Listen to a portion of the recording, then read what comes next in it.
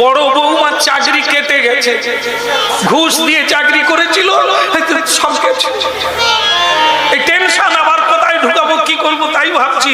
আর 4 তলা ছাদটা দিতে পারি না, ব্যবসা ডাউনে চলছে, টেনশন, আমি ট্যাবলেট খেয়ে ঘুমাই। আরে সর্বনাশ রে, এ লোক যদি ট্যাবলেট খেয়ে ঘুমায় তাহলে গরিব লোক কি করবে? গরিব আর ধনী বড় কথা নয়, সুখী কে হয়? যিনি কৃষ্ণ ভক্ত।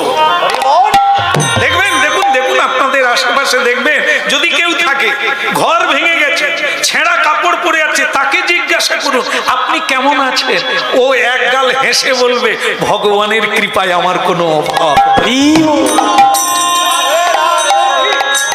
বলবে আমরা ঘুরে ঘুরে জেলায় জেলায় ঘুরছি প্রতিদিন, এ মানুষের অভাব নাই।